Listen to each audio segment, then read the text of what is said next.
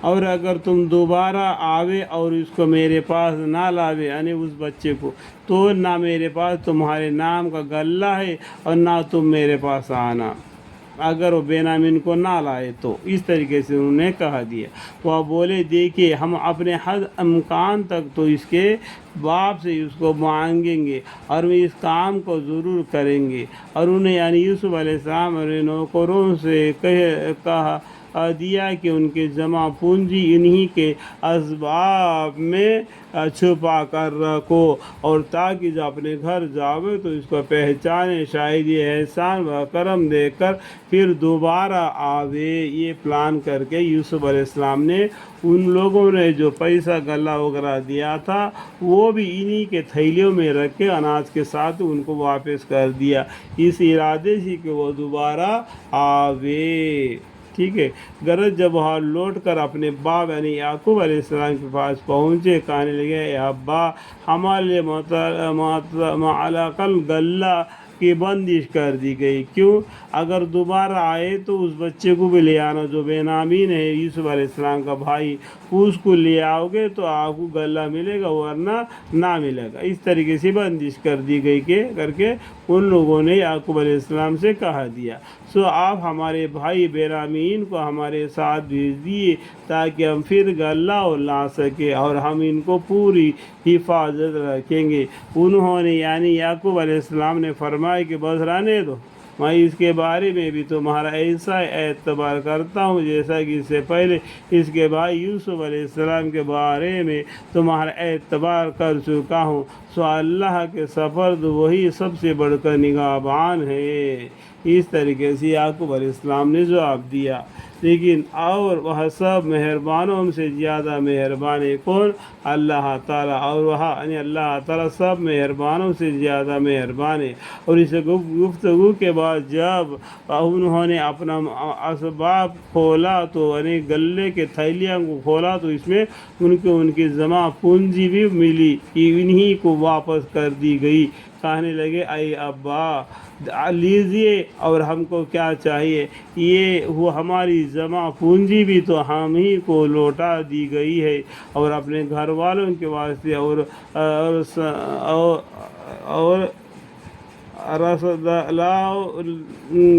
لاؤیں گے اور صدہ لاویں گے اور اپنے بھائی کو خوب حفاظت رکھیں گے۔ تو اس طریقے سے انہوں نے کیا کیا، اپنے باپ سے کہہ دیا کہ آپ دوبارہ بنیامین کو بھی ہمارے پاس بھیج دو۔ تو جو غلہ پونجی ہمیں لے کے گئے تھے وہ دوبارہ ہم کو ملا، یہی پونجی دوبارہ ان کو دے کے اور بھی مطلق غلہ لے آئیں گے کر کے انہوں نے اپنے باپ سے ارشاد فرمایا، اور ایک اونٹنی کا بوجھ غلہ اور زیادہ لائیں گے۔ ٹھیک ہے، جب یہ 11 بچے گئیں گے تو 11 ہی اونٹی آئیں گے، اور یہ بنیامین کو لے جائے گا تو اور ایک اونٹنی کا بوجھ وہ اناج اور آئے گا۔ یہ تھوڑا سا غلہ ہے۔ انہوں نے یعنی یعقوب علیہ السلام نے فرمایا کہ اس وقت تک ہرگز اس کو تمہارا ہمراہ نہ بھیجوں گا جب تک کہ اللہ کی قسم کھا کر مجھ کو پکا قول نہ دو گے کہ تم اس کو ضرور لے ہی آؤ گے۔ یہ دیکھو یہاں پر بنیامین کو دیتے وقت تو انہوں نے اللہ کی قسم کھلا کے بھیج دیے، لیکن یوسف علیہ السلام کو بھیجتے وقت تو اتنا نہیں کیے تھے۔ یہ بات کو بھی آپ مان لینا، ٹھیک ہے۔ اللہ تعالیٰ نے پیغمبروں کو بھی آزمایا، ہم اور آپ کون ہیں؟ سمجھ میں آیا بات؟ تو اس کو ضرور لے ہی آویں گے، ہاں اگر گری جاوے تو مجبوری ہے۔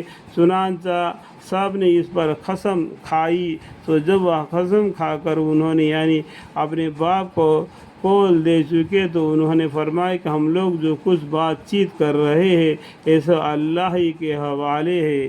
اور چلتے وقت انہوں نے یعنی یعقوب علیہ السلام نے ان سے فرمایا کہ میرے بیٹو سب کے سب ایک ہی دروازے سے مت جانا، کہ بلکہ علیحدہ علیحدہ دروازوں سے جانا۔ یہاں پر فائدہ نمبر 4 لکھا ہوا ہے، یہ ان کے دل میں ایک ارمان ایسا آیا تھا، ان کو جگا دیا، ٹھیک ہے۔